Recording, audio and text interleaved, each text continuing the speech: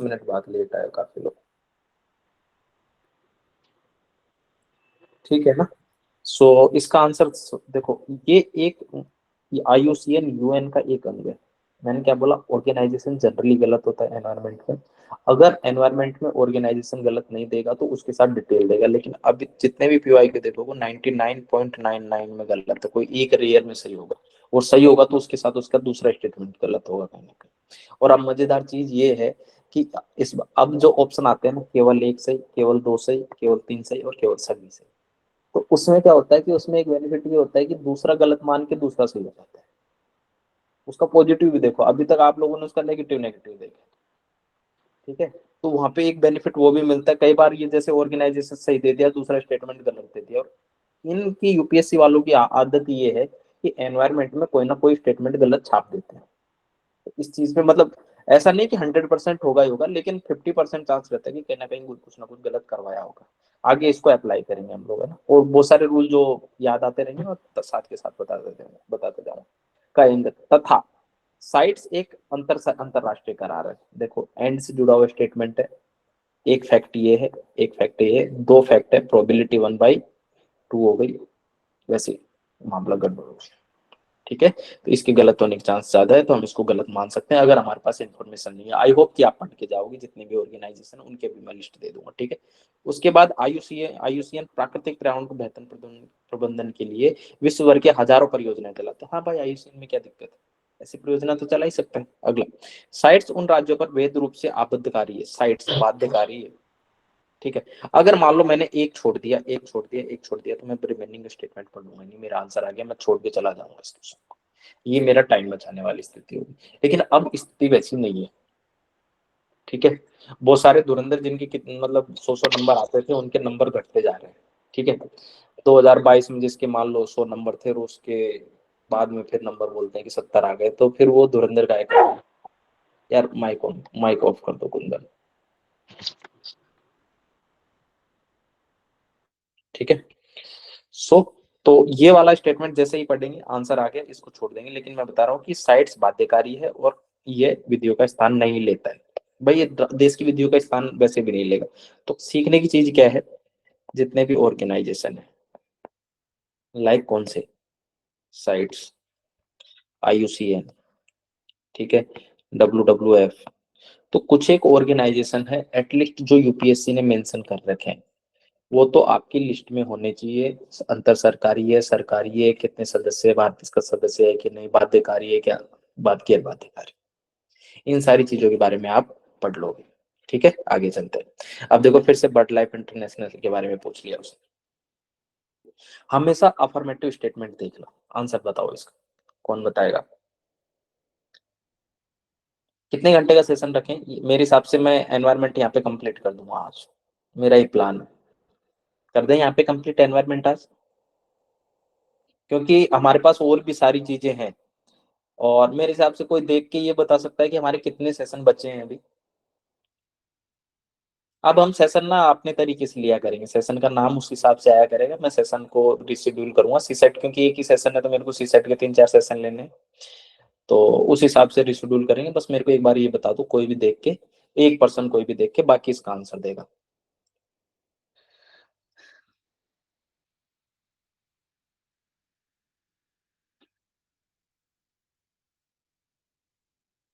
कौन देगा answer?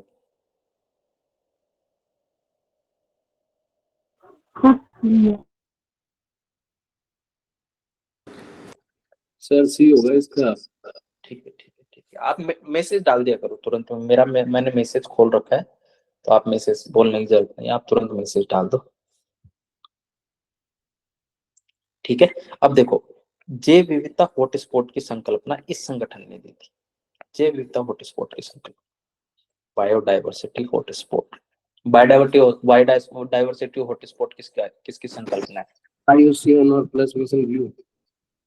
Mission blue वो होप स्पॉट है।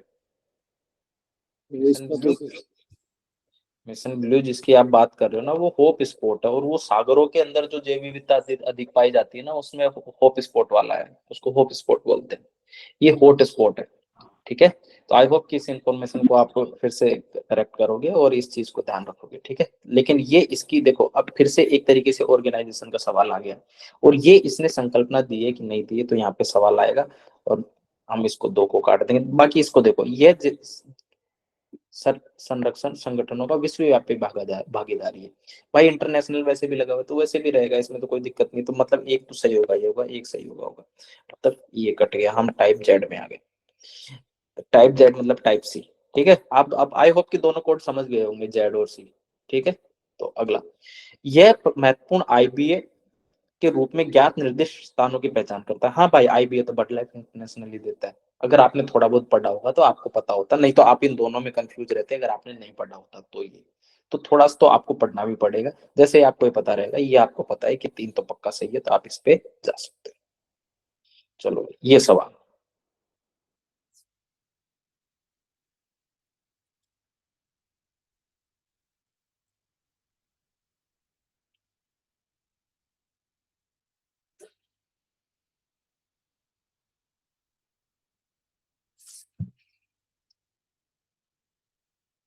दिनेश राज बोल रहे हैं, डी।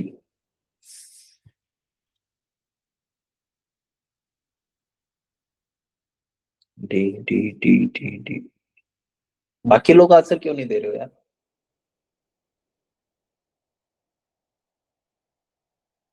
अब मैं नाम ले लेके पूछना शुरू करूंगा, चलो ऐसे काम नहीं चलेगा। अब कोई आंसर नहीं लिखेगा, ठीक है। मैं नाम ले लेके बोलना पूछना शुरू करूंगा, ताकि तुम लोगों का दिमाग भी खुला रहे ना क्लास में आने का। चलो, ये बोल रहा है कि भाई इको सेंसिटिव जोन ऐसे क्षेत्र है जहाँ वन्यजीव अधिनियम 1972 एक्ट, जैसे मैंने बोला ना ऑर्गेनाइजेशन, वैसे एक्ट भी गलत देने की कितनी संभावना है। और देखो कुछ एक एक्ट में बता देता हूँ। 1972 का एक्ट, 1980 का एक्ट, 1974 का एक्ट। ये एक्ट में नाम नहीं ले रहा हूँ, किसी से पूछूंगा, अभी पूछूंगा, मैं लिख रहा हूँ बस ये, ठीक है। गलत मत करना कोई, ठीक है। 1988 की पॉलिसी, ठीक है। 1986, 1992, ये तो रियो है, ठीक है, इसको ऐसे 2002, 2006 और 2023। इनमें से किसी को कोई किसी पे डाउट है क्या? कितने लोग हैं जिनको कोई एक नहीं आता है कि इस वर्ष क्या हुआ था? चिराग तू तो पढ़ ले भाई, कहीं से भी पढ़ ले, पी वाई क्यू वाला जो सीरीज है विजन वाली, उसको पढ़ ले यार, मेरे पढ़ाने से नहीं होगा भाई पास, ठीक है। ये इसके बारे में डाउट है तो इसको हटा दो, क्योंकि ये तो पॉलिसी थी। इसके अलावा देखो, हाँ, 81, 1981, ठीक है। देखो 72 में रियो आया, सॉरी रियो क्या, ये वन्य जीव संरक्षण अधिनियम। 74 में जल प्रबंधन से जल संरक्षण वाला आया। 1986 में पर्यावरण संरक्षण अधिनियम आया। 2002 में बायोडायवर्सिटी एक्ट आया। 2006 में फॉरेस्ट राइट एक्ट आया। 1992 में रियो प्रोटोकॉल आया था। 1981 में जो आया था वायु और ध्वनि वाला, 1981 का है। 1980 में फॉरेस्ट पॉलिसी थी, और 2023 में ये इस एक्ट में संशोधन कर दिया 1972 में। तो ये एक्ट तो आपको जबान पे होने चाहिए, ठीक है। मैंने मोटा मोटा आइडिया दे दिया, स्क्रीनशॉट ले लो जिसको लेना है। बाकी लेने की जरूरत नहीं है, ये वो इतना बेसिक है कि आपको पता होना चाहिए यार, इतना मैं मिनिमम मान के चलता हूँ, ठीक है। अगला, अब देखो अगला स्टेटमेंट पढ़ लो। जैसे ही आप दूसरा स्टेटमेंट पढ़ोगे, पारिस्थितिकी संवेदनशील क्षेत्रों को घोषित करने का प्रयोजन उन क्षेत्रों में केवल कृषि भूमि को छोड़कर सभी मानव क्रियाओं पर प्रतिबंध लगा है। कृषि के अलावा किसी को टॉयलेट आ गया, नहीं नहीं तू नहीं कर सकता भाई। चीटिंग है, ओनली एग्रीकल्चर कर सकता है।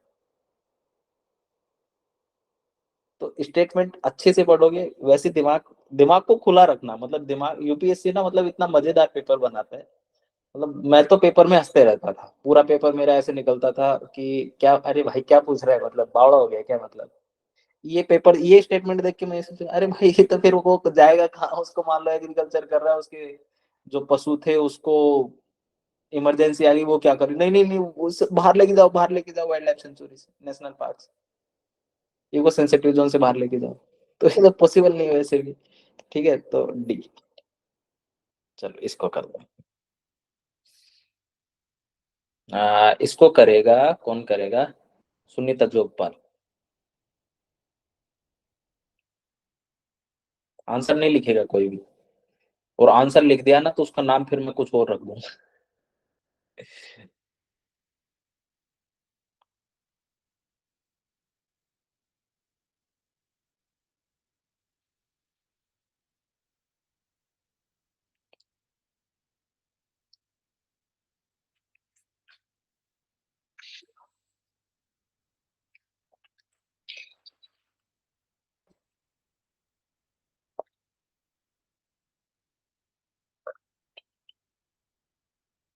बताओ भाई बताओ, ऐसे मत करो यार, इतना टाइम मत लगाओ।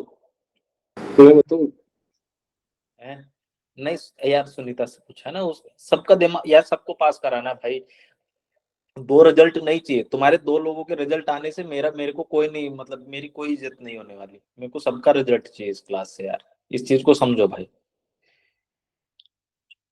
मुझे पता है तुम्हें आता है, इसलिए मैंने तुम्हारा नाम नहीं लिया, नहीं तो मैं पहले ही सी पूछ लेता ना। क्या? सी सी ए? सी वेरी गुड, सी सुनीता। हाँ ठीक है। So thank you. और अब हम लॉजिक की बात करेंगे, तो हम लॉजिक पूछेंगे किससे? कुंदन से। Hello.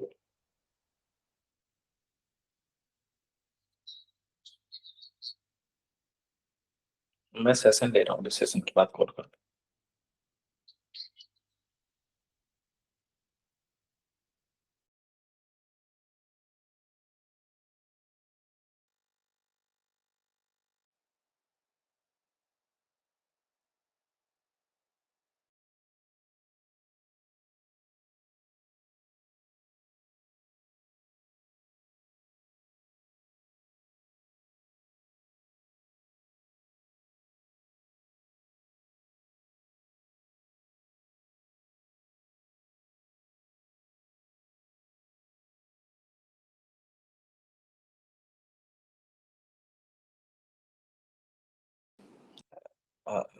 Sorry guys. Sorry Shaktimaan. ठीक है, हाँ तो बताओ भाई।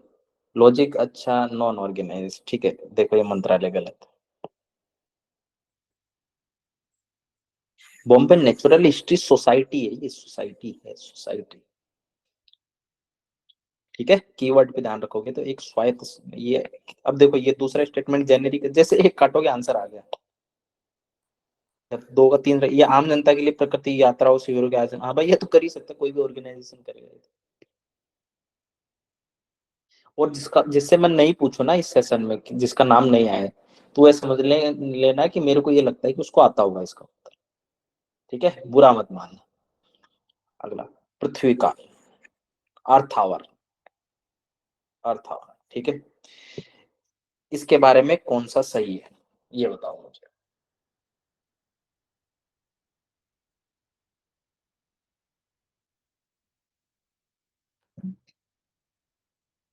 कौन बताएगा?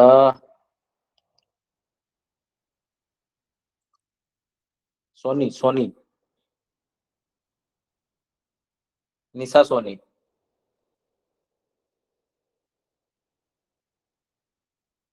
अच्छा तुम भी लाइब्रेरी हो। सी। अगेन आंसर पहले से ही पता था, यूएनईपी और यूनेस्को दे दिया। तो यूएनईपी के बारे में पता होना चाहिए आपको, यूएनईपी का ऑर्गेनाइजेशन कौन सा है, इसका मुख्यालय कहाँ है, और ये किस क्षेत्रों में है, और ये कौन कौन सी रिपोर्ट देता है। रिपोर्ट अपने से याद रखना, ठीक है। सेम यूनेस्को के लिए, यूनेस्को की रिपोर्ट तो बेसिक बेसिक है, तो आपको ये एक आंदोलन है जो प्रतिवर्ष एक दिन में 3 घंटे की बिजली बचाता है, 2 घंटे की बिजली, हमको उससे कोई मतलब नहीं है। तो एक जैसे हम काट देंगे, एक जैसे काट देंगे, एक जैसे काट देंगे, सेम स्थिति आ गई हमारी। और ये एक्चुअली ना, ये दुनिया उन लोगों के लिए थी जो 2 साल पहले थी। ठीक है, अब दुनिया बदल गई है। ठीक है, तो थोड़ा सा इस लॉजिक पे ध्यान देना, इस लॉजिक पे कि ये स्टेटमेंट गलत हो सकता है। ठीक है, बाकी के स्टेटमेंट भी पढ़ना शुरू करना अब, क्योंकि अब चीजें वैसी नहीं रही जो 2 साल पहले थी, क्योंकि 2 साल पहले तो बहुत सारे तुक्का मार ऐसे आ गए थे, चिड़ी मार की इसको हटा दी, आंसर आ गया, 1.5 घंटे में पेपर करके बैठ जाते थे हमारे जैसे लोग। ठीक है, अब चीजें बदली है, तो अब तो पूरा 2 घंटा लगेगा। अब देखो ये, यह जलवायु परिवर्तन और पृथ्वी को बचाने की आवश्यकता के बारे में जागरूकता वाला आंदोलन, भाई जेनेरिक स्टेटमेंट है। जेनेरिक स्टेटमेंट में कुछ भी ऐसा नहीं है स्टेटमेंट में जो गलत हो सकता है, चीजों को समझना। जो कितने लोग हैं जिन्होंने अभी तक, ठीक है अभी क्यों बेइज्जती करो। ठीक है, अब किस किस का नाम आ गया, नाम लिखता जाता है यार। सुनीता, सोनी, एक दो लोग हो गए और कुंदन, तीन लोग हो गए। चलो भाई, समझ में आ गया।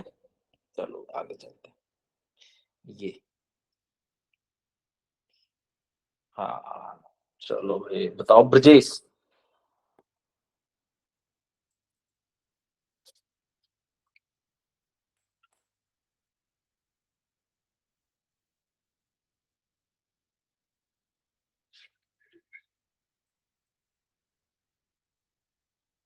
लॉजिक पूछूंगा मैं दिनेश से, क्योंकि बड़ी बड़ी देर से आप तुरे में से नहीं पूछ रहे कुछ।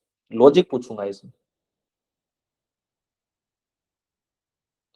आंसर देगा ब्रजेश, और लॉजिक पूछूंगा दिनेश से। दोनों कैंडिडेट में डिक्लेयर किया करूंगा। ब्रजेश है सेशन में?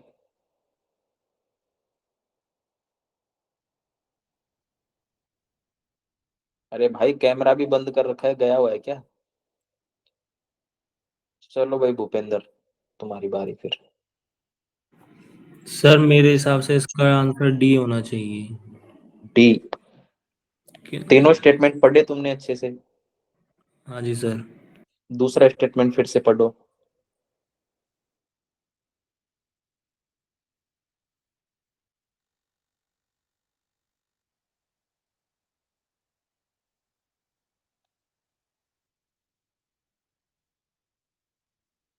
अरे यार देखो, यही तो दिक्कत है ना आपको। चलो ठीक है, मैं एक्सप्लेन करता हूँ, ठीक है भाई। इसका आंसर देखो, दूसरा कैसे गलत होगा मैं बताता हूँ।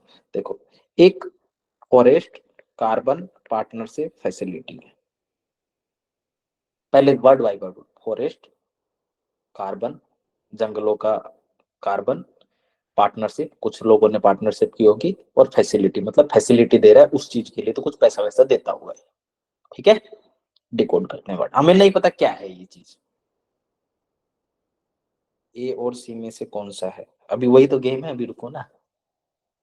अभी एक एक स्टेटमेंट डिकोड करते हैं। देखो, यह सरकारों, व्यवसायों, नागरिक समाज, देसी लोगों की, इंडिजिनस पीपल की एक वैश्विक साझेदारी है।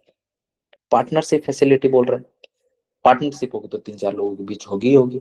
ऐसा कोई भी ऐसा नहीं है कि सरकार को नहीं लेंगे, कि व्यवसायियों को नहीं लेंगे, कि नागरिक समाज को नहीं लेंगे, देसी जनों, मतलब वाइड टर्म में कोई भी उसमें नहीं है कि केवल प्राइवेट कंपनियों को भी ले रहे हैं, केवल सरकारी कंपनियों। तो ये इस स्टेटमेंट में कोई दिक्कत नहीं है। तो अपन इस स्टेटमेंट को चला देंगे, तो हमारा ये स्टेटमेंट कट गया। तो हम किस में आ गए? जेड में। ठीक, अब देखते हैं अगला गेम। यह धारणा धारणीय वन प्रबंधन हेतु पर्यावरण अनुकूलन, इको फ्रेंडली और जलवायु अनुकूलन, क्लाइमेट एडेप्टेशन प्रौद्योगिकी विकास के लिए वैज्ञानिक वानिकी अनुसंधान में लगे विश्वविद्यालयों, विशेष व्यक्तियों को और वैज्ञानिकों को तथा संस्थाओं को वित्तीय सहायता प्रदान करता है। मजा नहीं आ जाता? अरे भाई मैं खुद ही ले लेता। मैं एक एनवायरमेंटलिस्ट बन जाता, एक एक को पैसा देता। तो नहीं देगा ना, पर देगा तो किसको देगा? लोकल पर्सन्स को देगा, सोसाइटी को देगा, ओवरऑल इंडिविजुअल को नहीं देगा। किसको देगा? व्यवसायी उसमें पैसा देंगे, सरकारों को देगा। तो फिर इनको पर्सनल कैसे दे देगा? इंडिविजुअल की बात कर रहा है, देख लो इंडिविजुअल की। साइंटिस्ट को दे सकता है, लेकिन इंडिविजुअल्स को कैसे देगा ये? यहाँ पे जाके गड़बड़ हुई। तीसरा, यह देशों को उनकी वनोन्मूलन, वन्यमनीकरण, उत्सर्जन कम करने, आरईडीटी के प्रयासों में तकनीकी सहायता प्रदान करता है। अब देखो, अब तुम्हें तीसरा स्टेटमेंट और दूसरा स्टेटमेंट आप एक दूसरे का विरोधी लगेगा। एक और तो बोल रहा है कि पूरे देश को आरईडीटी, अगर, हाँ ये आरईडीटी पढ़ लेना भाई, यूपीएससी ने पूछा है, वनों के संरक्षण के लिए था एक प्रोग्राम, उन्होंने तीन चार टारगेट थे। तो जैसे आरईडीटी के संरक्षण की बात की, तो ये बोल रहा है कि देशों को पैसे देगा ये, वो टेक्निकल सहायता देगा देशों को। और यहाँ पे क्या, किसकी बात कर रहा है? विशेष इंडिविजुअल, वैज्ञानिकों को दे रहा है। और वन के अनुसंधान में लगे, ओनली वनों के अनुसंधान में लगा हुआ उनको देगा। समझ में आई मेरी बात? क्या मैं समझा पा रहा हूँ तुम लोगों को? ये दोनों इंटरकनेक्ट हो पा रहे? तो इसका आंसर है C। भूपेंद्र समझ में आया या अभी भी नहीं आया? चलो, इसके बारे में कौन बताएगा? चलो भाई, दिनेश तुम्हारा भी गलत था, ए और सी बोला था। दोनों में गलत हो जाता है, वाई का मतलब गलत है यहाँ पे। मोहित,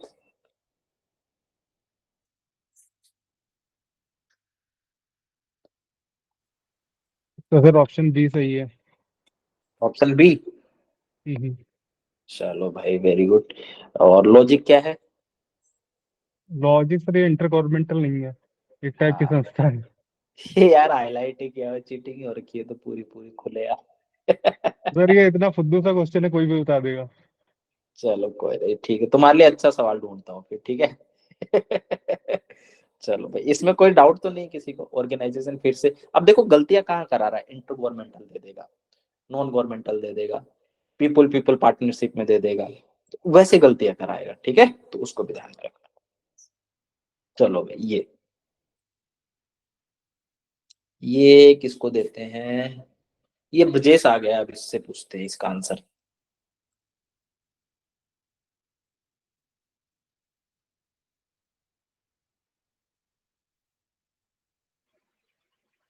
सर डी होगा इसका। डी।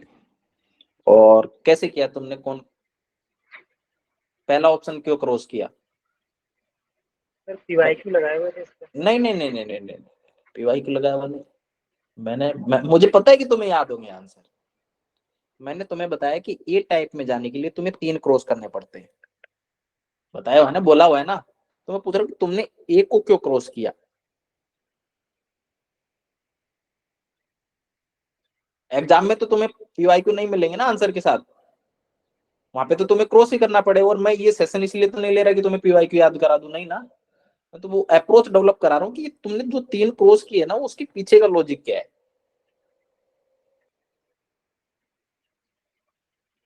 इसको बताने दो, थोड़ा डेवलप करने दो, थोड़ा सेशन लंबा चले, दिक्कत नहीं है ना।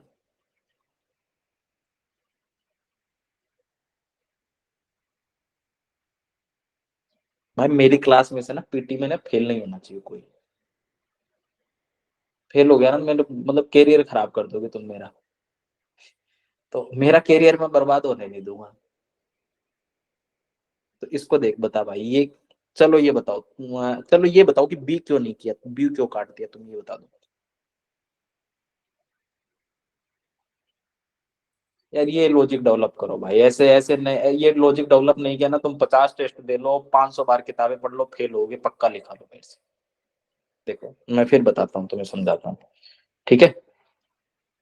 एशियन डेवलपमेंट की बात कर रहा है, एशियन डेवलपमेंट बैंक, और वो किसकी बात कर रहा है, sustainable biocarbon, biocarbon fund for sustainable foreign landscape. इसने कहीं भी ऐसे मिनिएचर्स, ये है मिनिमल और ये है वाइडर टर्म, मैं इसको बिल्कुल नहीं करूंगा। दूसरा मैं क्यों क्रॉस करूंगा भाई, फॉरेस्ट की बात कर रहा है, फॉरेस्ट लैंडस्केप की, आईएमएफ का काम ही नहीं है इधर। हाँ मैं डाउट हो सकता हूँ कि भाई यूएनईपी करेगा या वर्ल्ड बैंक करेगा। अब जैसे मैं यूएनईपी जाऊंगा, मुझे पता है कि यूएनईपी तो खुद कहीं कहीं फंडिंग करता ही नहीं, उसका तो काम ही जीईएफ करता है, मैं तीसरा काट दूंगा। समझे मेरी बात? कई बार तुम्हें नहीं पता होगा आंसर, लेकिन तुम्हें आंसर लाना पड़ेगा भाई। इस लॉजिक में कोई दिक्कत लगी? चलिए, अगला। तो बताओ, एक ने मेरे को अपनी मार्कशीट भेजी थी, निशा तुमने भेजी थी या फिर किसने भेजा था मेरे को? निशा कुमारी, 105 मार्क्स जिसको आया था, प्रीति है, प्रीति सेशन में? अच्छा वो तो विवाह में व्यस्त दिखती है। भेजी थी क्या तुमने प्रीति अपनी मार्कशीट? अब मुझे ये नहीं पता कौन से बच्चे ने भेजी थी। हाँ तुमने भेजी थी दिनेश, मुझे पता है, लेकिन इसके 104 मार्क्स थे, मतलब 103 या 102 या आसपास ऐसे थे, 100 प्लस थे। और सी सेट में इसके नंबर थे कितने, 53 या 54। हाँ 105। सो क्या मतलब रहा, तो इसलिए मैं चाह रहा हूँ कि ऐसे लोगों को सी सेट हर्डल नहीं बनना चाहिए। तो आई होप कि इसको शुरू करते हैं हम लोग। कौन सा अटेम्प्ट है ये प्रीति?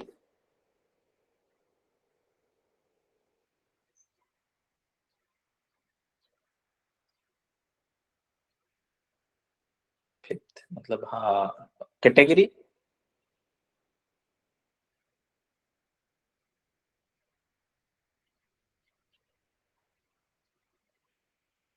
ठीक है, फिर तो नो, कोई नहीं मतलब। चलो भाई, इसको कौन करेगा? Green climate fund. हाँ भाई, नरेंद्र।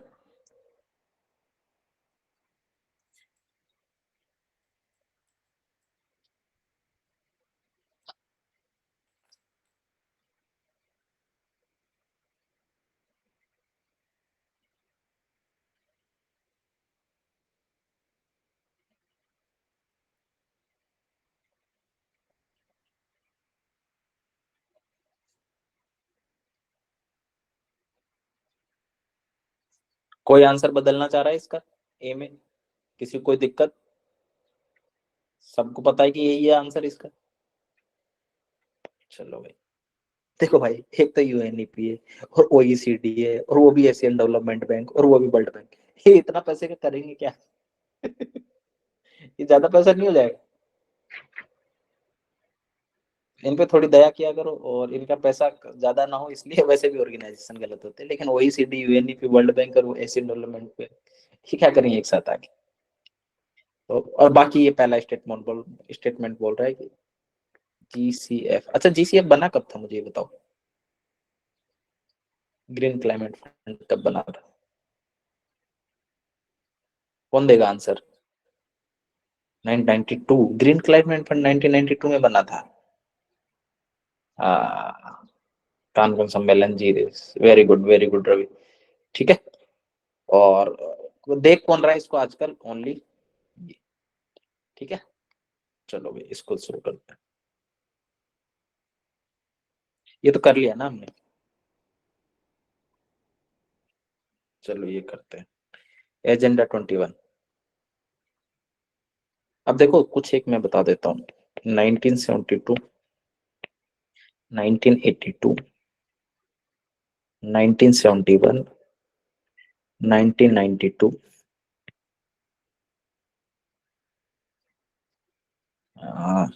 यूएनसीसीडी, यूएनसीसीएफ, एजेंडा 21 और सीबीडी और एक फॉरेस्ट पार्टनरशिप। 5, फिर 2002, फिर 2012,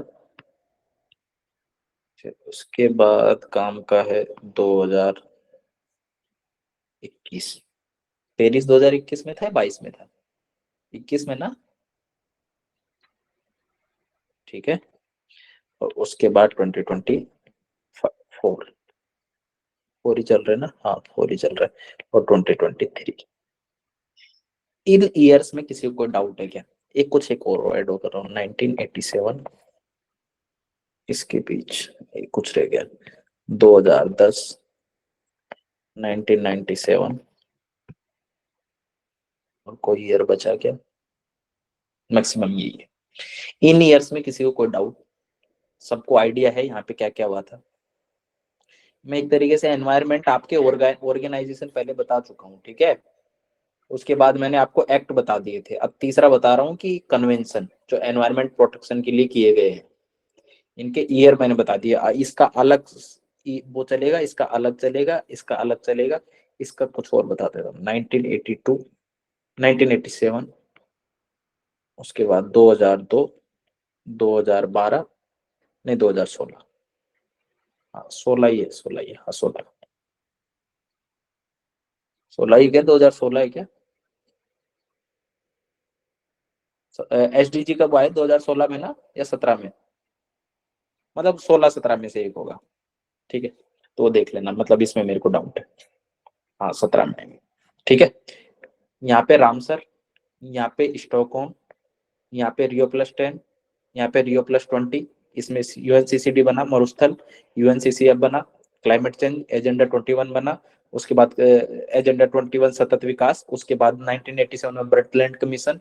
उसके बाद 2022 में यार क्या 2000, ये कौन सा ईयर लिखा मैं भी भूल गया। 2012 में कुछ आया था ग्रीन। 2012 में जितने भी ग्रीन इनिशिएटिव है ना, ग्रीन ग्रीन एनर्जी, ग्रीन वो सारी चीजें 2012 में आई। फिर 2016 में एसडीजी आया, उससे पहले एमडीजी और आ गया था, उसको देख लेना। ठीक है, ये लिख दिया ना सीबीडी। ठीक है। अगला 1987 में क्या था, ब्रंटलैंड कमीशन। 1997 में क्योटो प्रोटोकॉल। उसके ये वो है, अरे वो मॉन्ट्रियल प्रोटोकॉल। 1997 में क्योटो प्रोटोकॉल, आई होप कि तुम्हें सब पता होगा, है ना। हाँ 2015 है भाई, ये 2015 पेरिस है, ठीक है। अगला 2002, फिर रियो प्लस 20, रियो प्लस, हाँ इसके प्लस 20 था। फिर 2012 में जितनी भी ग्रीन वाली जितनी भी डील है, ग्रीन डील, ग्रीन फुटप्रिंट वगैरह सब इसमें आए। 2021, 20, 21 में फिर पेरिस आया, ठीक है। भाई मैं बता दिया हूँ आपको, ये ऐसे टाइमलाइन याद करोगे ना तो तुम्हें चीजें याद हो जाएगी। मैंने तुम्हें एक खाका दे दिया कि तुम कैसे चीजों को रिकॉल करोगे। एक पेज बनाना और उसमें ये सारी चीजें लिख लेना, जो जो एक्ट है, ईयर का स्क्रीनशॉट ले लो और स्क्रीनशॉट पता लग जाएगा। और जिसको भी दिक्कत हो मेरे को मैसेज कर देना, मैं पीडीएफ भेज दूंगा मेरा खुद का बनाया। पर कोशिश करना ना होगा, ना भेजो, सारा पका पकाया माल खाओगे, क्या मेहनत करोगे।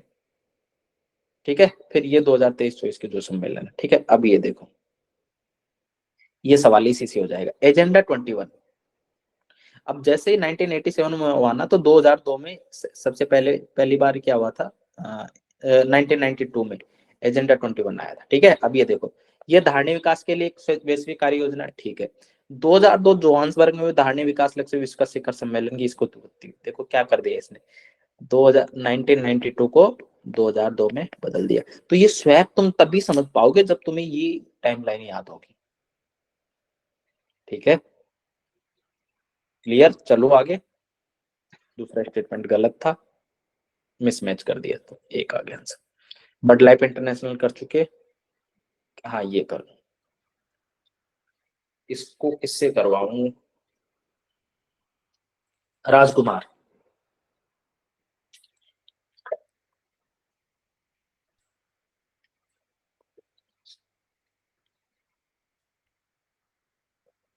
एक्सप्लेनेशन पूछूंगा शिल्पा से।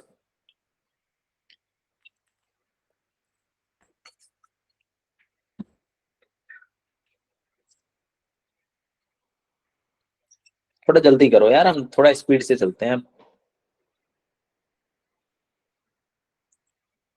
सोनी साहब फीस दे देना, 1-2 लाख रुपए मैं करा दूंगा एनवायरमेंट पूरा, मतलब पर्सनल क्लास लेके। आपके पास पैसे की वैसे भी कमी नहीं, और मेरे को बहुत अच्छे से आता है, कोई भी सब्जेक्ट पढ़वा लो भले। सी। और कोई बदलना चाहता है तो बताओ शिल्पा जी। वो कैमरा ऑन कर लो यार भाई, जिन जिन ने ऑफ कर रखा है ना। सर ये लागत यार तुम्हारा नेटवर्क नहीं आता यार, एक तो यूपी सरकार में नेटवर्क ही नहीं आता यूपी के। नहीं नहीं मैं बात ही नहीं कर रहा, तुम मैं खुद ही बता दूंगा आंसर, आवाज ही नहीं आ रही। मैं भी दूं फीस सर। नहीं भाई चिराग इतना नहीं पढ़ा पाऊँ किसी को वो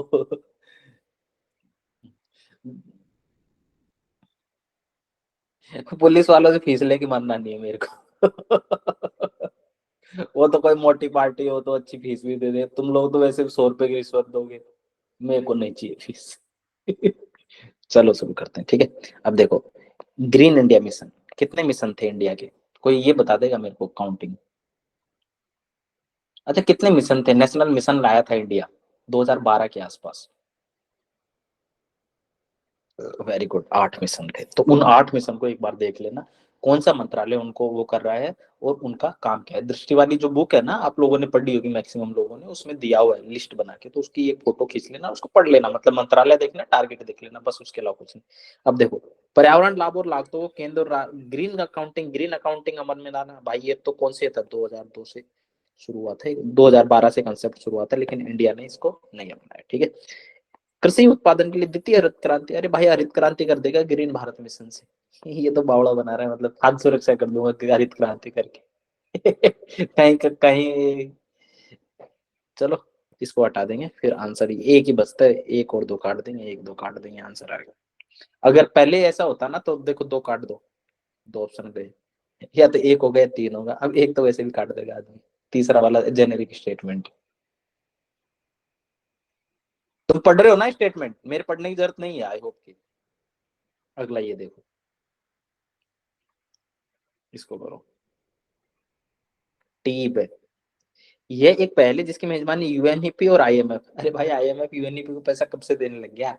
आईएमएफ तो देशों को देता, वर्ल्ड बैंक देता है पैसा, और वर्ल्ड इकोनॉमिक फोरम और आ गया, ये भी बेरोजगार था, नहीं मैं भी देगा पैसा, बेरोजगार हुए इधर। ठीक है, तो अगला ये है कि विश्व व्यापार जैव विविधता के लाभों, ये बात ठीक है। उत्पादन के परितंत्र विविधता को मूल्य की पहचान, निर्देशन और अभिनंदन जो भी करता होगा ठीक है यार, सही, कोई दिक्कत नहीं है इसमें, सही स्टेटमेंट फैक्ट वगैरह कुछ नहीं, जेनेरिक स्टेटमेंट है। ठीक है, वो तुम देख लेना यूएनडीपी की यूएनडीपी की, यार मेरा काम नहीं है यार वो सारी चीजें। ठीक है, लेकिन वो ये एक्चुअली तुम्हें टाइमलाइन बताऊं तो इसकी टाइमलाइन है, ये फॉरेस्ट वाला बताया ना मैंने, इसकी है टी।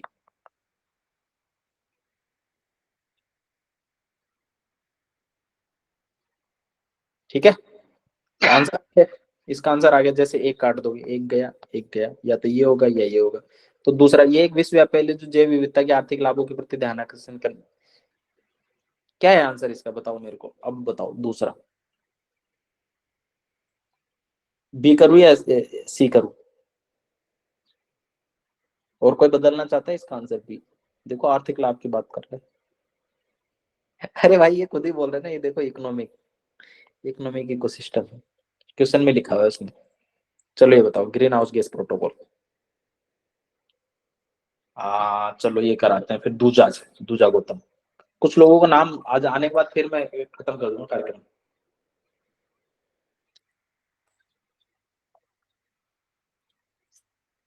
फिर मैं जल्दी जल्दी करवा दूंगा सेशन। जिनका नाम नहीं आया वो हैंड रेज कर दो, मैं क्या भूल जाता हूँ ना, सबकी शक्ल दिख नहीं रही मेरे को। ठीक है, वेरी गुड। जिनका नाम नहीं आया हाथ खड़े कर दो।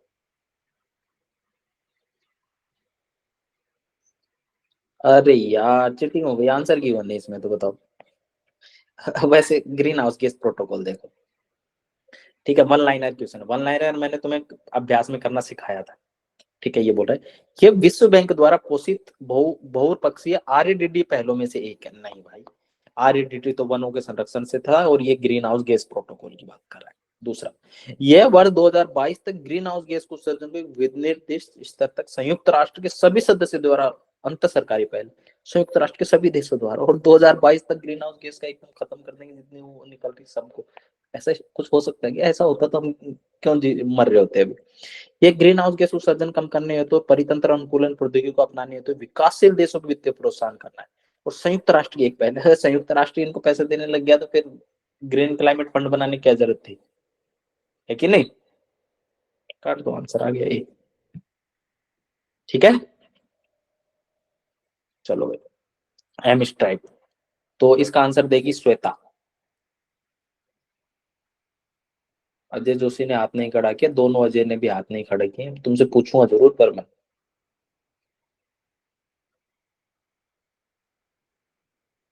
श्वेता से आंसर पूछा है मैंने इसका। सर इसका बी होगा।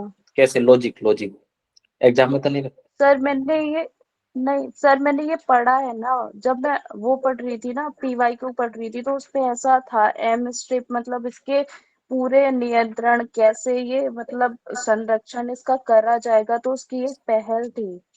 मुझे एग्जाम में नहीं पता कि ये मैंने पढ़ रखा है, पर मैं फिर भी इसका आंसर करके आऊंगा। मैं पूछ रहा हूँ वो सर कैसे। देखिए, सर स्वदेशी उपग्रह तो नहीं होगा, और ये ठीक, राष्ट्रीय राजमार्ग की सुरक्षा ये भी नहीं होगा। ये तो अगर अपने आप में कंफ्यूजन, अपूर्ण स्टेटमेंट है। हाँ तो अगर कंफ्यूजन होगा भी तो पहला और दूसरा होगा, इसमें एक पर्टिकुलर टर्म यूज हुआ है, तो वन्य प्राणी जात में तो मतलब समस्त आ गए, और एम स्ट्रिप बोला है मतलब कोई विशेष के लिए किया गया होगा, ये तो शायद ये मेरे हिसाब से बी होगा फिर इसका। चलो ठीक है, वेरी गुड। वैसे इनको क्या बोलते हैं? स्ट्रीप ही तो बोलते हैं, और भागते रहती है स्ट्रीप। हाँ हाँ चल, थैंक यू। ठीक है, चलो वेरी गुड। इसका आंसर देगा दूजा गौतम। आंसर नहीं दिया तुमने पिछले वाले का, याद है मेरे को। फिर मैं कार्यक्रम जल्दी जल्दी शुरू करूंगा, अभी जल्दी जल्दी करो, दो लोग बच रहे हैं। श्वेता हाथ नीचे कर लो, अजय जोशी और अजय, हाँ जल्दी जल्दी जल्दी, 5 सेकंड में आंसर चाहिए।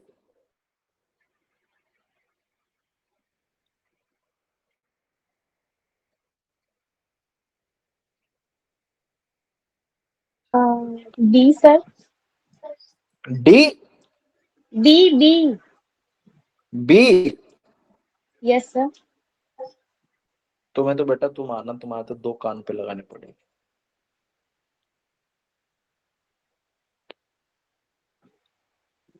चलो भाई, अगला पर्सन बोलेगा रवि कुमार।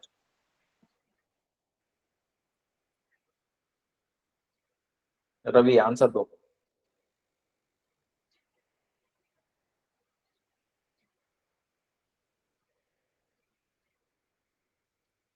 मैसेज तो डाल सकते हो, मैसेज। डी। तीनों सही है। तुम बीमार खाओगे। Very good. चलो फिर दूसरा और कौन बचा है? रवि, अजय। अजय। निशा कुमारी बची हुई है, हाँ। कौन सी निशा कुमारी बची? निशा कुमारी का सवाल नहीं पूछा गया, बताओ। कोई बोल रहा है ए।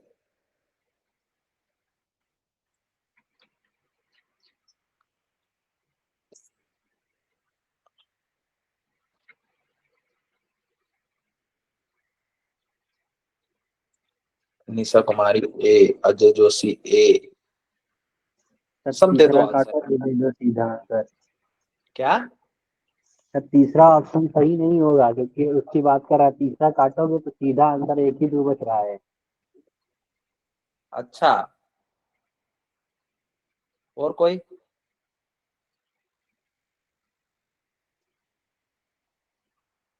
अबे गधो, तुम्हारे अंदर दिमाग है, जिंदा रखे हो थोड़ा। Global climate change alliance.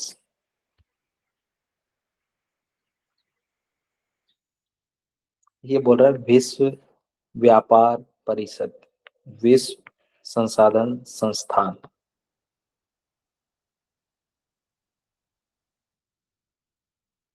वो जो तीन चुना है, ये तीन चुनने वाले, तुमने इस स्टेटमेंट को क्या सोच के क्रॉस किया? इसमें कौन सा ऐसा फैक्ट था जो तुमने गलत किया?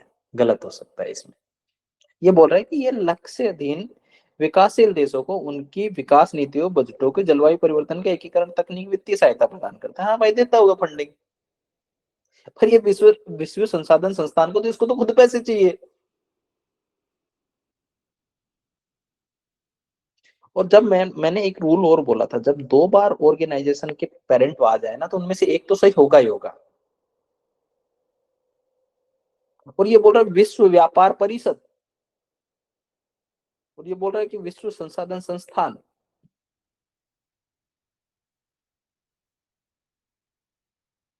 अगला 6 नंबर। ये तो मेरे हिसाब से इजी था कि भाई किसी को वाइल्ड लाइफ की अनुसूची में डाला गया तो उसको संरक्षण प्राप्त होगा, भाई उसका अस्तित्व तो समाप्त हो गया, ऐसा तो होगा नहीं। ठीक है। सर तीसरा फिर भारत। सही कौन सा होगा? आंसर ही आ गया ना भाई। सर तो सही तो बता रहे थे कि ए होगा।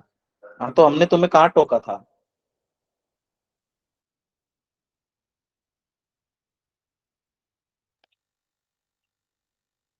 अगला 6 नंबर। इसमें तो कोई दिक्कत ही नहीं है। ये विशेष क्षेत्र में स्थानिक है, एंडेमिक है, तो कितने सारे स्थानिक है, तो उसमें तो कोई दिक्कत ही नहीं है। बी और सी दोनों एक साथ नहीं हो सकते, तो आंसर ही आ गया ए, इजी क्वेश्चन। ये बताओ, ये बताओ।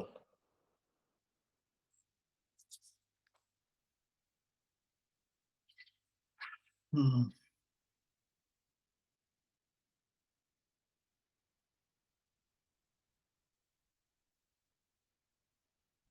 कोई भी, ओपन ओपन।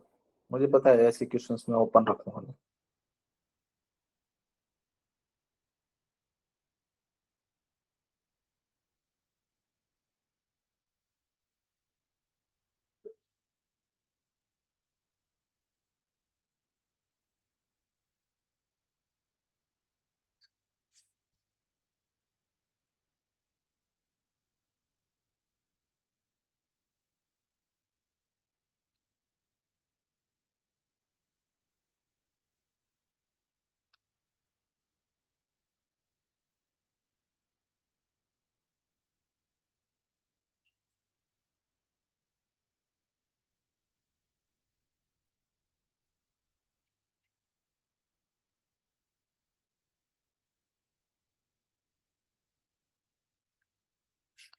अरे यार,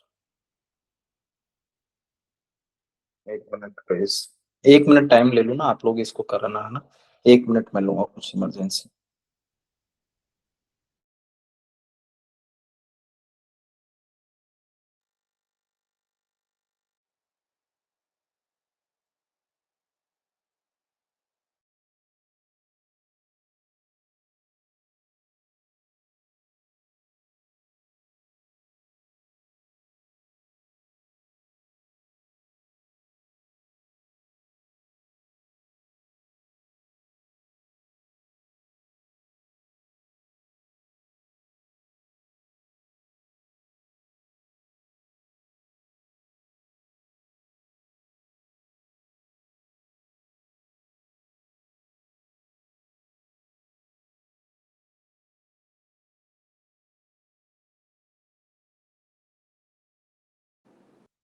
चलो भाई शुरू करते हैं, जल्दी जल्दी इनको खत्म करते हैं, ठीक है।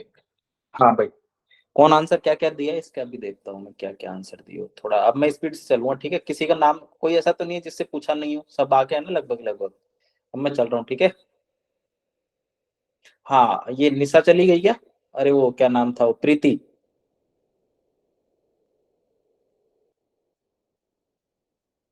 आंसर दो भाई इसका।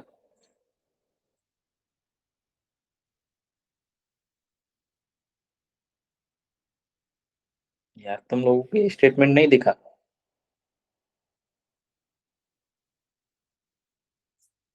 ये बोल रहा है कि केवल सरकार है, स्थानीय नगर प्राधिकरण ही होंगे, कंपनियां क्या करेंगी स्थानीय पर? तो ये तो चीटिंग हो गई ना, मतलब यूएन हैबिटेट में ये दोनों ही होंगे, या तो सरकारें होंगी या फिर वो सब होंगे। नागरिक समाज क्यों नहीं हो सकता? दूसरा काट दो, दो काट दो, दो काट दो। आंसर आ गया दो काटने के बाद, या तो ये होगा या ये होगा। तीसरा बोलो पर्यावरण पेयजल आदि, ये तो बेसिक चीज है, तो इसमें तो कोई गलती गलती नहीं हो सकता। समझ में आ रही है ना? मैं स्पीड से चलता हूँ अब, क्योंकि नहीं तो बहुत टाइम लग जाएगा।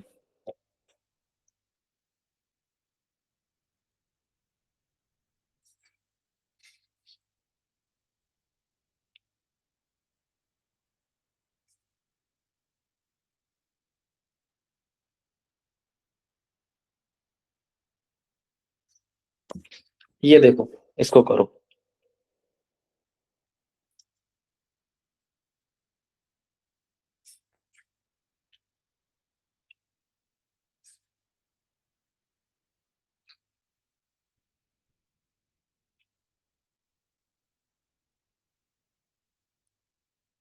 थर्टी।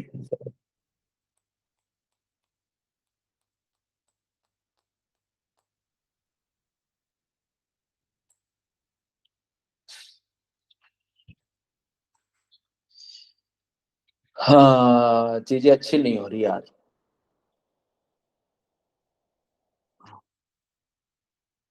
1 मिनट कैसे ना, कर लिया आपने ये आंसर? भाई इसमें ऑर्गेनाइजेशन गलत है, ठीक है। दूसरा स्टेटमेंट जेनेरिक है, तो वो सही है, फिर से रूल लगेगा। ये बताओ।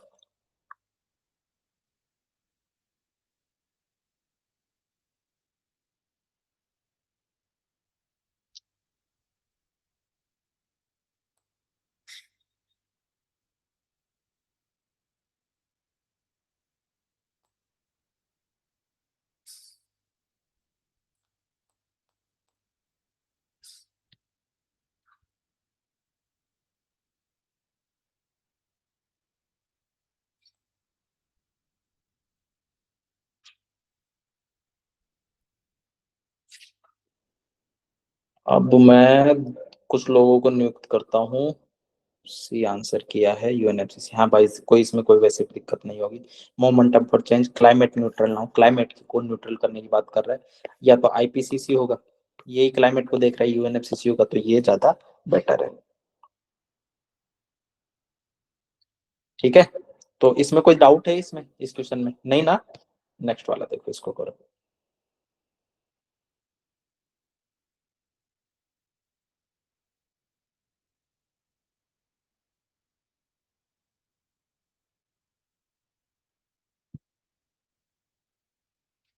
ऑर्गेनाइजेशन गलत है फिर से, ये बेसिक है, सही है।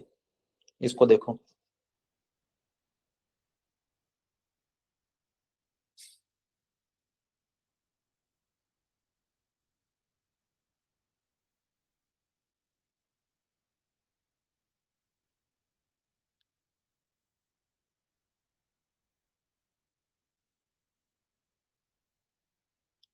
क्या किया? बी।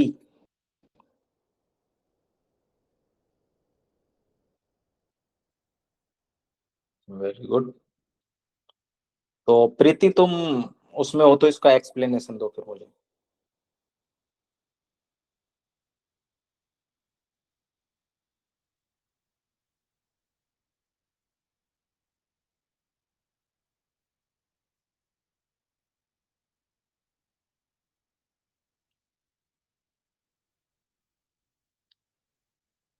कोई एक्सप्लेनेशन देना चाहता है इसका?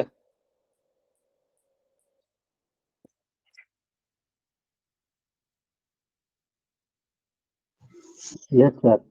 हाँ तो क्योंकि सर बता। ये जो है 2014-23 को सितंबर को किया गया था, तो पहला जब काटेंगे तो सीधा तीनों ऑप्शन खत्म होगा, मतलब दो हो जाएगा, दो बचेगा। फिर इसमें तीन वाले में होगा, तो इसमें अगर करेंगे तो तीसरा पढ़ेंगे। तो ये वैसे ही स्पेलिंग साधक पूछ रहा था, सही नहीं लगेगा, सीधे हम डी पे जाएंगे। हम्म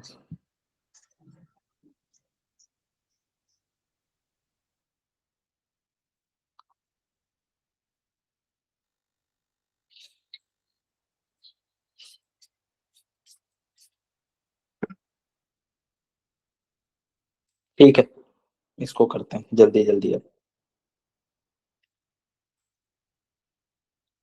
अब थोड़ा दिमाग संतुलन में आता है, थोड़ा सही से करते हैं काम।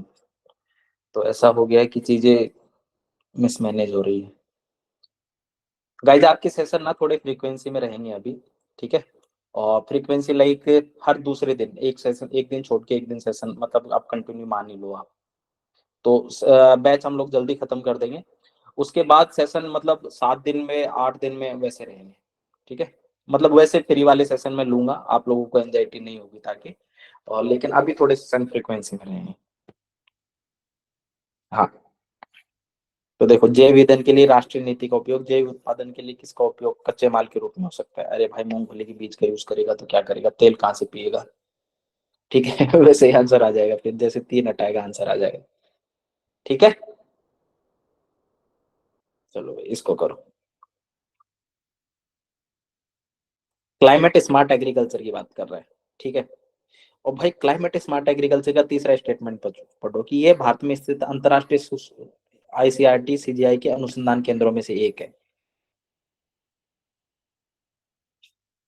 देख रहे हो, तीसरा स्टेटमेंट बोल रहा है क्लाइमेट स्मार्ट एग्रीकल्चर के लिए भारत की तैयारियों के संदर्भ में निम्नलिखित कथनों पर विचार कीजिए। भारत में स्थित आईसीआरटी के अनुसंधान केंद्रों में से एक है। इसका इसका और क्वेश्चन में कहीं कनेक्शन है क्या? बस मुझे इन दोनों में कनेक्शन बता, क्वेश्चन क्या पूछ रहा है और तीसरा क्या पूछ रहा है।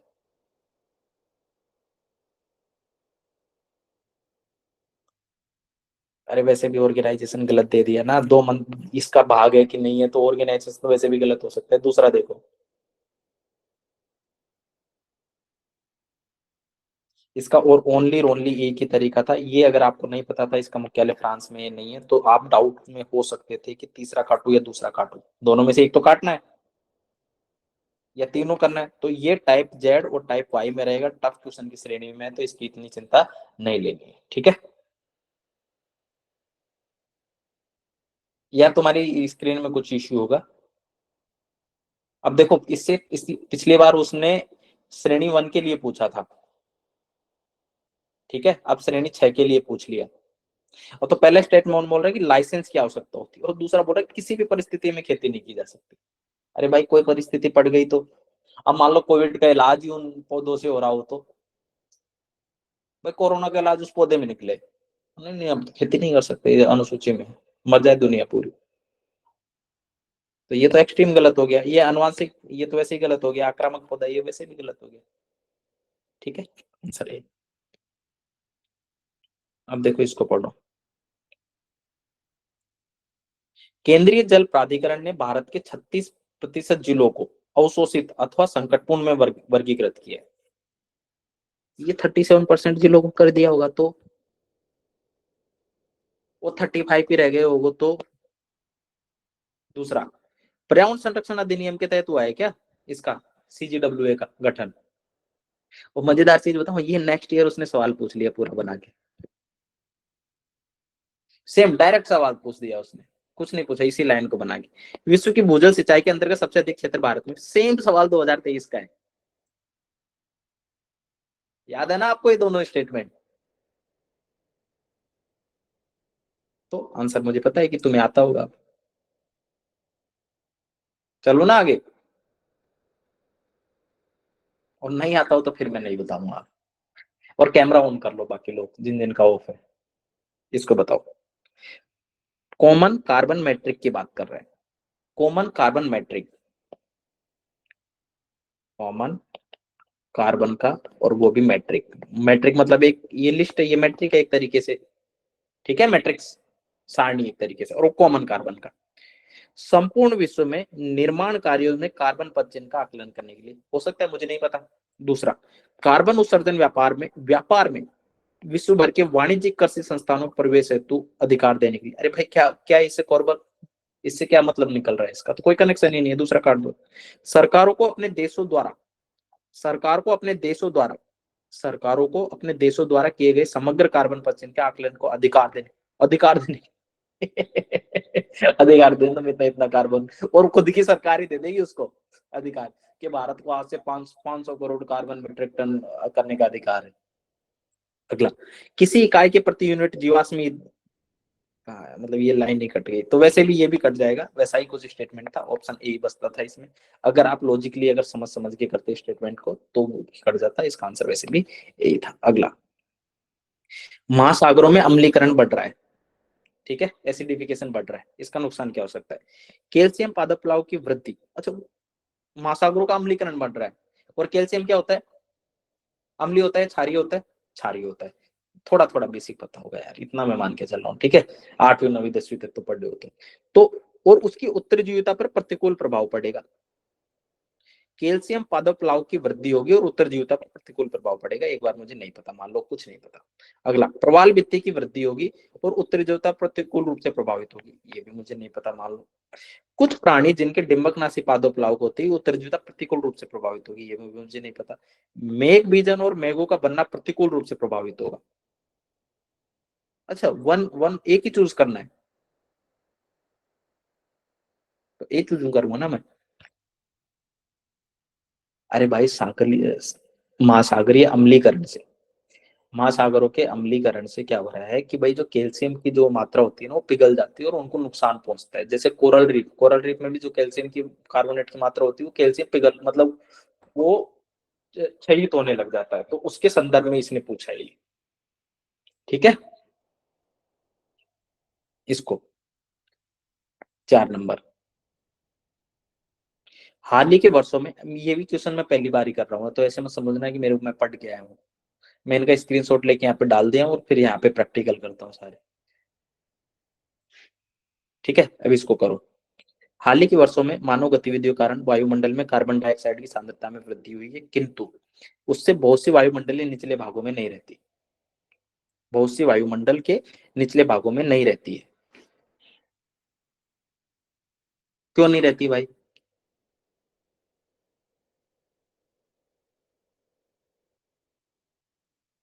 बताओ क्यों नहीं रहती है, आंसर दो।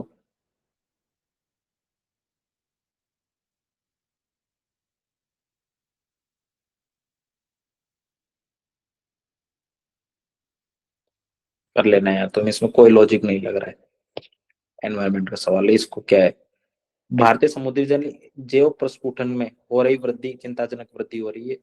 इसके क्या कारण हो सकते हैं?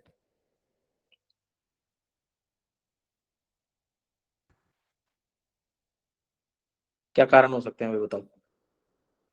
डी, समुद्रों का उत्प्रवाह, मानसून की भूमि से जल प्रभाव, और ज्वार नदमुख से पोषकों का स्राव।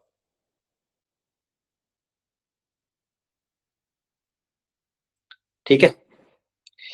एक्चुअली मैं अभी ना उस मेंटल स्टेट में भी नहीं हूँ कि हम क्या कर क्या रहे हैं, ठीक है। तो तुम लोग आंसर बताते जाओ। अभी थोड़ा वो मैसेज के चक्कर में कुछ ऐसा है कि चीजें टेंस वाली हो गई है कुछ। तो इसका आंसर क्या करें वैसे? किसी को 100% पता है क्या है क्वेश्चन? चलो सही से करवाते हैं यार तुम लोग। 2 मिनट का पोज दो मेरे को, ठीक है, मैं आता हूँ 2 मिनट। सही से करते हैं पेपर। रिमेनिंग क्वेश्चन, अभी काफी सेशन बचा हुआ है, सेशन ऑफ नहीं करते। 2 मिनट का पॉज दो, आप लोग कुछ चर्चा कर लो, मैं पानी वानी पीता हूँ, ठीक है। अरे किसी का मैसेज नहीं आया है, कुछ नोटिफिकेशन है एक्चुअली।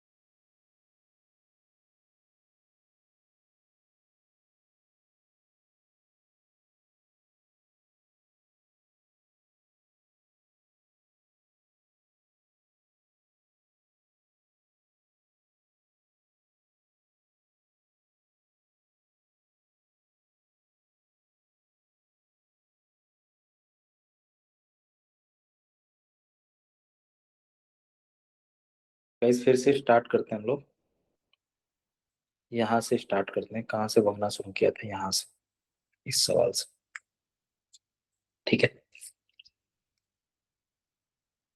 हाँ, 5 करोड़ की लॉटरी लग गई। ठीक है, तो वो पैसा मैं सोच रहा हूँ कहाँ कहाँ भेजूं, तो उसका प्लान कर रहा था, ठीक है।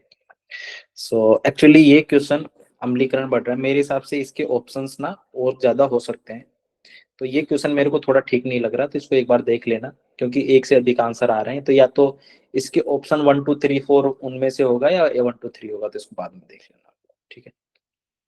इसको देखते हैं। हाल के वर्षों में, ठीक है।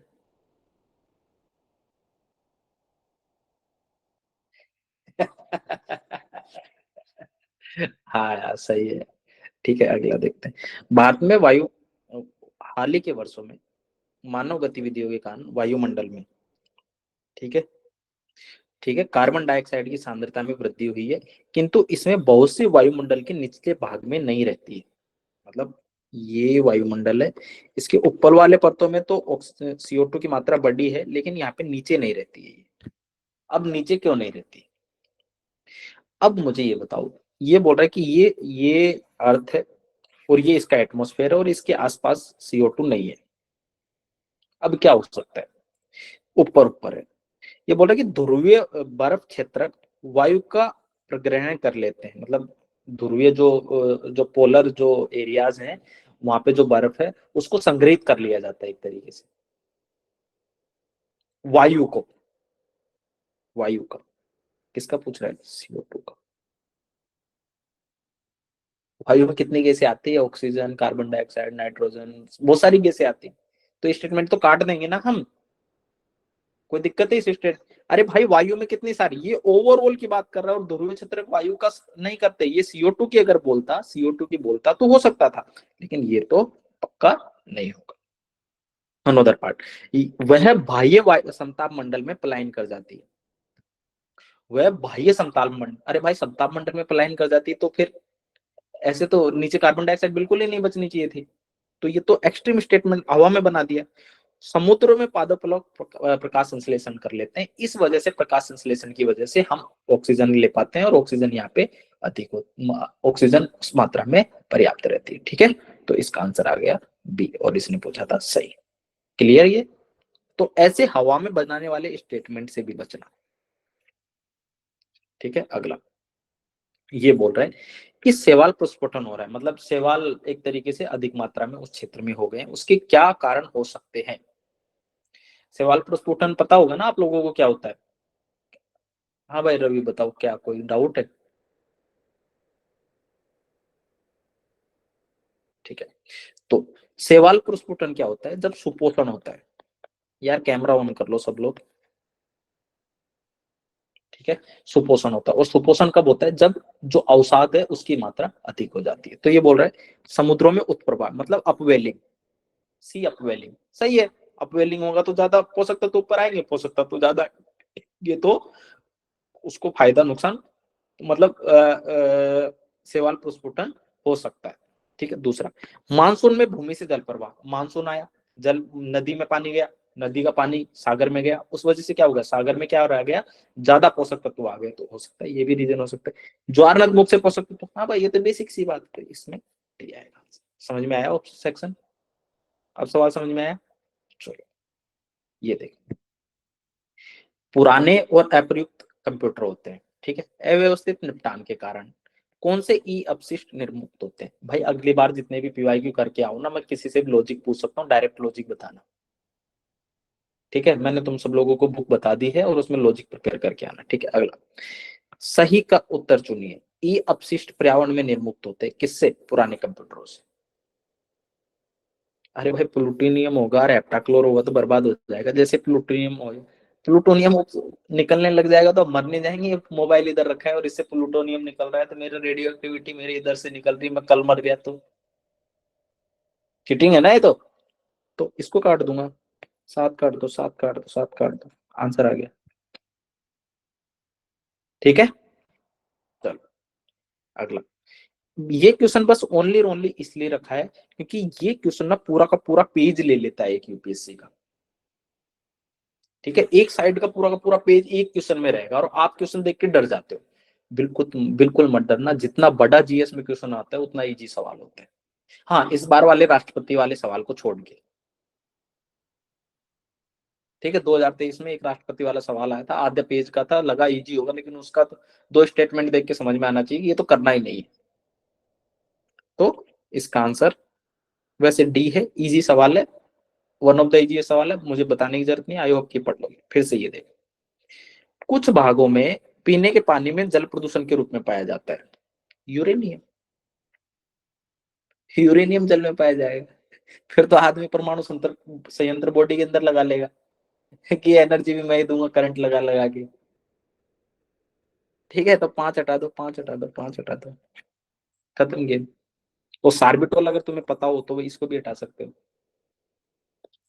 अगला सवाल, ठीक है, थोड़ा जल्दी करेंगे। ये वाला, कुछ रासायनिक तत्वों को नैनो कणों के बारे में बताइए। नैनो कण क्या हो सकते हैं? अब देखो नैनो टेक्नोलॉजी के बारे में, और नैनो टेक्नोलॉजी क्या क्या कर सकती है, सब कर सकते हैं नैनो टेक्नोलॉजी। यूज बेस्ड सवाल है, यूज उपयोग आधारित सवाल। तो संदूषित कर सकती है, हाँ कर सकती है। खाद्य श्रृंखला में प्रविष्ट हो सकती है, हो सकती है। मुक्त मूलक विमोचित कर सकती है, कर सकती है। तो जब भी किसी ऐसी चीज के बारे में पूछा जाए, तीनों नेगेटिव है, नेगेटिव नेगेटिव नेगेटिव, अगर पॉजिटिव होता तो थोड़ा सोचना पड़ता, तीनों नेगेटिव हम लोग कर लेंगे। तो नेगेटिव आपको समझ में आई ना? ठीक है, अगला। अब ये बोल रहा है कि 3 डिग्री टेम्परेचर बढ़ गया तो इसके क्या असर होगा? एक नेट कार्बन स्रोत में परिवर्तित हो जाएगी, विस्तृत प्रवाल मर जाएंगे, मतलब प्रवालों की मृत्यु हो जाएगी, सभी भूमंडलीय आर्द्रभूमि स्थायी रूप से लुप्त हो जाएगी। अरे भाई कार्बन ही तो बढ़ रहा है स्थायी रूप से लुप्त हो जाएगी तो फिर आदमी कैसे जिएगा? 3 काट दो, 3 काट दो, 3 काट दो, या तो एक और 2 होगा या एक होगा। अब 2 पूछ रहे विस्तृत प्रवाल की मृत्यु की घटना होगी, क्या लगता है होगी कि नहीं होगी? बताओ मेरे को।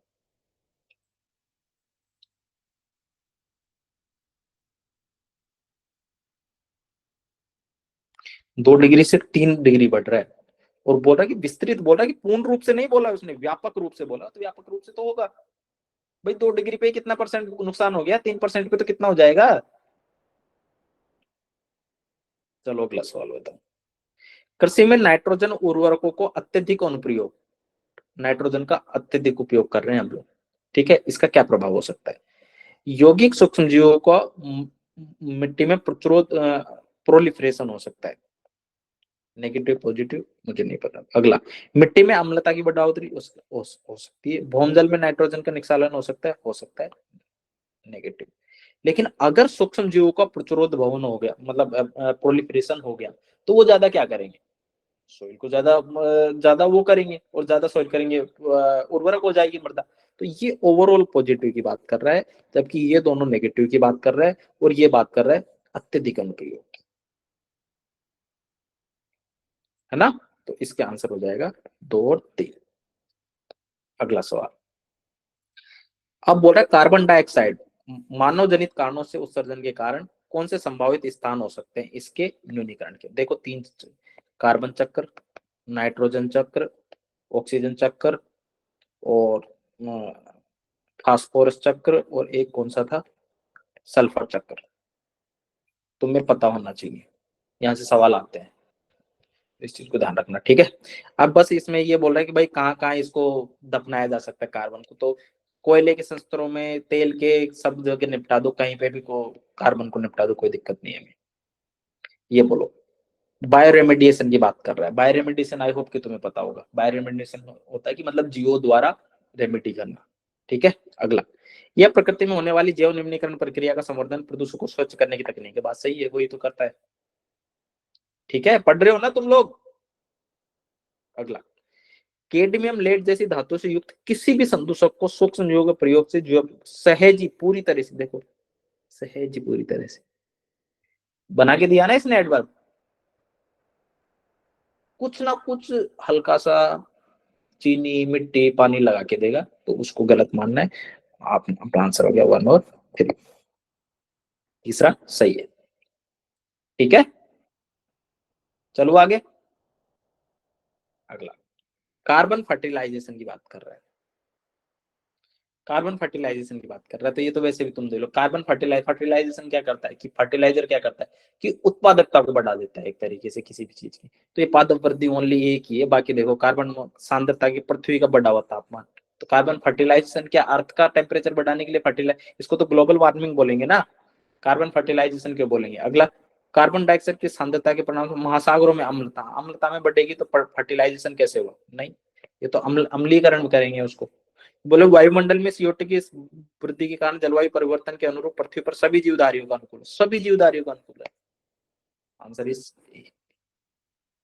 अगला, कई बार ऐसे स्टेटमेंट हवा में भी बना के देगा जिसका कोई सर पैर नहीं होता है, ठीक है।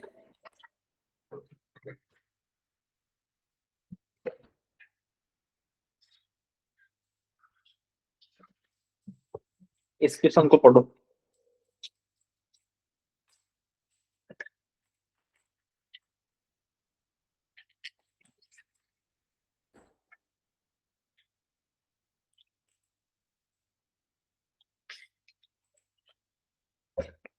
अरे भाई,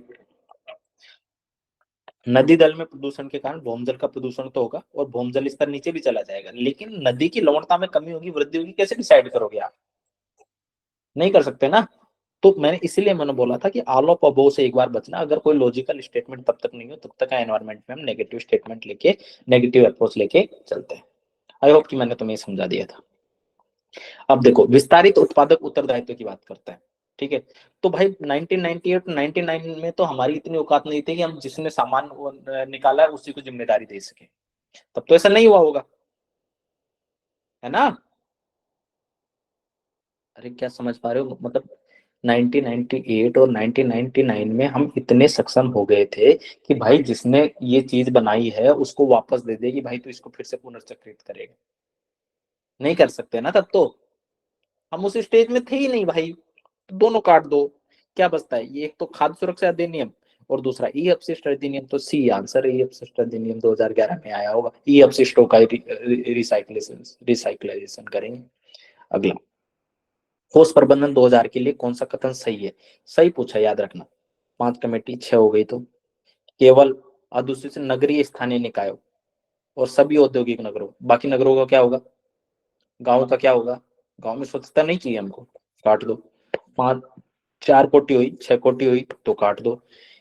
अपशिष्ट उत्पादन के लिए अध्यापक होगा कि एक ही जिले में उत्तराधिकारी किसी अन्य जिले में ना ले जाए, मतलब ये तो चिटिंग हो जाएगी, उसी जिले में सारा का सारा माल उसी जिले में रखो, दूसरे जिले में नहीं माल जाएगा तुम्हारा माल, ये तो गलत बात है, ये तो वैसे पॉसिबल नहीं है। तो इस स्टेटमेंट को भी आप काट सकते थे अगर आपका लॉजिक जिंदा था थोड़ा बहुत तो। और अनदर पार्ट इज क्या कि इस नियम के अपशिष्ट भराव स्थलों और अपशिष्ट प्रसंस्करण सुविधाओं के लिए सटीक और ब्यौरेवार मानदंड उपलब्ध कराता था। ये तो जरूरी है ना भाई, जब आप रूल और रेगुलेशन बना रहे हो तो आपको पूरा सिस्टमेटिक सिस्टम तो आपको चाहिए ही चाहिए। तो इसका आंसर इज सी। अगला, अभी अगला क्वेश्चन था कि एस सीएनजी के लाभ क्या क्या होंगे। अब ये बोल रहा है कि एस सीएनजी के इस्तेमाल से कुछ लाभ, मुख्य लाभ, कार्बन मोनोऑक्साइड पूरा विलोपन हो जाएगा, पूरा विलोपन हो जाएगा एस सीएनजी का। नहीं भाई पॉसिबल नहीं, एक काट दो, जैसे एक काटा एक काटा, या तो ये दोनों में हो गए या ये में होगा। 4 नंबर देख लेते हैं सीधा। सीएनजी के अपेक्षा एस सीएनजी कम खर्चीला होता है। अच्छा, एस सीएनजी इतना ही सस्ता होता तो मजे नहीं आ जाती, दुनिया नहीं बदल जाती। काट दो, 2 और 3 पढ़ो ही मत, आंसर आ गया 2 और 3। पर अब पढ़ने पड़ते हैं, अगर ऐसा पेपर फिर से आता है तो थोड़ा ध्यान रखना, ठीक है, कैसे पेपर करना है, इसलिए मैं बता रहा हूँ। चलो भाई ये हो गया। अगला, निम्नलिखित में से कौन सा कथन सही है? कृषि मृदाएं पर्यावरण में नाइट्रोजन ऑक्साइड की निर्मुक्त करती है, सही है। मवेशी पर्यावरण में अमोनिया निर्मुक्त करते हैं, हाँ भाई टॉयलेट तो करते हैं बेचारे। कुक्कुट उद्योग पर्यावरण में नाइट्रोजन यौगिक निर्मुक्त करते हैं, हाँ भाई कुछ तो करेंगे, सुसुपोटी करेंगे तो जाएगा जाएगा। आंसर आ गया डी, ठीक है। तुमको ऐसा तो नहीं लगता ना कि एकदम देसी भाषा में बता देता है आदमी, मतलब हम लोगों का रेपुटेशन खराब कर, प्रैक्टिकल लाइफ से कनेक्ट ज्यादा कर और ये जीवन। चलो भाई, मिथेन हाइड्रेट के बारे में। मिथेन हाइड्रेट क्या होता है कि बर्फ होती है एक तरीके से, जिसको ज्वलनशील बर्फ जिसको हम लोग बोलते हैं। ये निक्सों के रूप में बताइए, इसके बारे में कौन सा सही है पूछ रहे हैं, ठीक है। अगला, भूमंडलीय तापन के कारण इस निक्षेपों में मीथेन गैस को निर्मुक्त होने से प्रेरित कर सकता है, हाँ भाई कर सकता है, क्या दिक्कत है। भूमंडलीय तापन हुआ, सागर के एक किनारे पर मीथेन हाइड्रेट था, टेम्परेचर बढ़ा, वो पिघल के निकल गया, ठीक है। अगला, मीथेन हाइड्रेट का विशाल निक्षेप उत्तर ध्रुव टुंड्रा और आदेश तल के नीचे पाए जाते हैं, हाँ तभी तो चीन उधर भागता रहता है कि नहीं आग लगाऊंगा, ठीक है। अगला, वायुमंडल के अंदर मीथेन 1 से 2 दशकों के बाद कार्बन डाइऑक्साइड में ऑक्सीकृत हो सकता है, हाँ भाई हो सकता है, कोई दिक्कत नहीं है। तो 3 स्टेटमेंट से ये कोई दिक्कत नहीं है, हो सकता है, हो जाता है, ठीक है। अगला, कार्बन सामाजिक value price, carbon social price के बारे में पूछ रहा है। कार्बन का सोशल प्राइस क्या है? कार्बन का सोशल प्राइस, कार्बन का सामाजिक मूल्य क्या होता है, ठीक है। अगले स्टेटमेंट पढ़ो, CO2 की उत्सर्जन होने वाली दीर्घकालिक स्थिति, बात सही हो सकती है, मुझे नहीं पता अभी, लेकिन बाकी पढ़ूंगा मैं। अगला, किसी देश की जीवाश्म ईंधनों की आवश्यकता जिसे जलाकर देश के नागरिक वस्तुएं और सेवाएं प्रदान करते हैं, ये तो बावड़ी बूच वाला काम हो गया ना, वस्तु और सेवा प्राप्त करते हैं और वो भी देश के जीवाश्म ईंधनों की आवश्यकता। ये तो सामाजिक मूल्य क्या हुआ, ये तो राष्ट्रीय मूल्य हो गया ना कार्बन का एक तरीके से। दूसरा, शरणार्थियों के लिए सामाजिक मूल्य, शरणार्थियों के लिए ये चकमा हजोंग और ये रोहिंग्या है, इनको इधर त्रिपुरा से राजस्थान तक जुगाड़ में बिठा के लाए थे, जुगाड़ का जितना तेल जला है और जो धुआं गया है वो सोशल कॉस्ट है। ये तो वैसे भी नहीं हो गया है। किसी भी व्यक्ति द्वारा अंशतः कार्बन 25, उसको तो कार्बन प्रिंट बोलेंगे ना, उसको सोशल प्राइस क्यों बोलेंगे, तो आंसर बचता है ए। अगला ताप अपघटन प्लाज्मा गैसीकरण, ये तो तुम्हें पता ही होगा यार, इसको नहीं बता रहा, ठीक है, ये तो बेसिक है स्टेटमेंट। अरे भाई ताप अपघटन और प्लाज्मा गैसीकरण में बता ही देता हूँ, फिर बोलोगे सर हमारा छूट गया। रेयर अर्थ से नहीं होगा भाई, रेयर अर्थ होता तो फिर ताप अपघटन और प्लाज्मा गैसीकरण करने की क्या जरूरत थी। प्राकृतिक गैस तो फिर उसको ताप अपघटन क्यों बोलेंगे, प्राकृतिक नेचुरल गैस निकालोगे तो। और हाइड्रोजन का ऑटोमोबाइल तो ये भी नहीं होगा, अपशिष्ट ऊर्जा वाला इसका आंसर था, बेसिक था, आप कॉमन सेंस से भी करते तो भी हो जाता। अगला कौन सा सही है, ज्यादा क्वेश्चन है क्या, अरे अभी तो बहुत सा 60 क्वेश्चन पे पहुंचे यार, कितना भागेंगे हम। हाँ सो गाइस नेक्स्ट वाले सेशन करेंगे कंडक्ट, उसमें कुछ क्वेश्चन करेंगे, ये लिस्ट में आप लोगों को भेज दूंगा। और जिन जिन क्वेश्चंस में डाउट लगे, जिन क्वेश्चंस में डाउट लगे वो क्वेश्चन ग्रुप पे डाल देना कि सर इतने नंबर क्वेश्चन, इतना पेज नंबर, ठीक है। वो क्वेश्चन नेक्स्ट वाले सेशन में मैं डिस्कस कर दूंगा। बाकी मुझे लगता है कि मैक्सिमम आइडिया आपको मिल गया है, और कुछ एक जो मुझे लगेंगे कि एटलीस्ट ये डिस्कस कर देने चाहिए, तो वो नेक्स्ट वाले सेशन में मैं डिस्कस कर दूंगा, ठीक है। परसों सेशन में सेम 3:30 to 5 PM, ठीक है, मैं सीधा जाऊंगा। ठीक है गाइस, आप जा सकते हो, क्योंकि अभी बहुत सारा बचा हुआ है, तो मेरे हिसाब से इसको